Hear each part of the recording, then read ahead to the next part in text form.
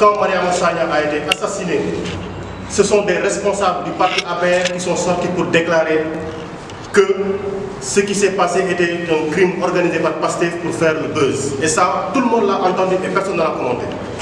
Quand le siège de Pastef a été attaqué ces derniers jours, la gendarmerie était là pour faire des enquêtes. Ils ont dit que c'est Pastef qui a attaqué son propre siège pour faire le buzz. Quand, à Saint-Louis, nos jeunes ont été attaqués, ils ont encore répété que c'était Pastef qui veut faire encore le buzz. Avant-hier, à Louga, le cortège a été attaqué par des jeunes avec des couteaux. La sécurité de Pastef les a arrêtés, les a pris et les a directement mis entre les mains de la police. Ils n'ont pas été violentés, ils n'ont pas subi de traitement violent, ils n'ont pas reçu de tape. On ne leur a absolument rien fait, on les a mis dans les véhicules de sécurité pour après les amener à la police. Et hier, ce qui s'est passé à Fatick, nous l'avons vu, c'est encore des jeunes de Pastef qui ont été attaqués. D'accord? Et encore c'est Pastef qui veut faire le buzz. Alors tout ceci, c'est simplement pour dire qu'on a vu ceux qui organisent la violence. Et on a vu un ministre de la République déclarer aussi qu'il a ses gros bras, qu'il a ses marrons du feu. On les a vus.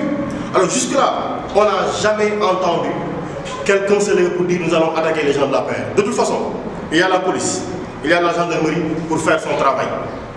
On en est arrivé à un moment où personne ne se sent plus en sécurité parce que toujours ce sont les gens de l'opposition qui sont attaqués.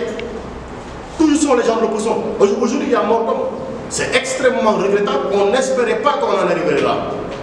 Mais si, aussi, les autorités ne prennent pas les dispositions utiles, parce que nous sommes en période de campagne électorale, c'est une période supposée aussi de discours violents, etc., d'attitudes violentes, mais on a de la force de la police qui n'est pas là pour simplement suivre le cortège de Macky Sall. C'est simplement les cortèges de Macky Sall qui sont suivis par la police. Il est temps, parce que je rappelle que quand Pastef avait demandé de la sécurité de l'État pour Ousmane Sonko, le ministre de l'Intérieur l'avait refusé. C'est une correspondance officielle que nous avons adressée. Il avait dans sa réponse dit que Sonko n'était pas encore candidat. Aujourd'hui, il est candidat.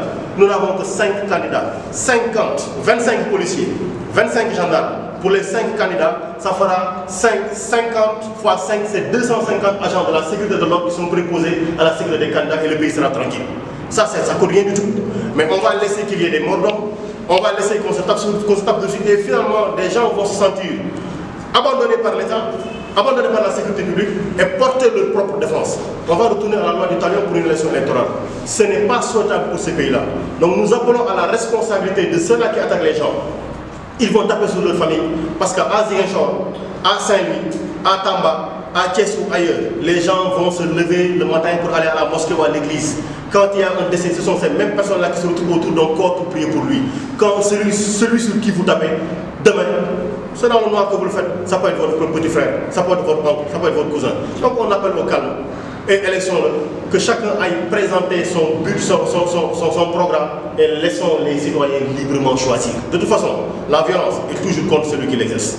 La violence, c'est comme un gouvernement, c'est toujours contre celui qui l'exerce, on voit celui qui exerce la violence.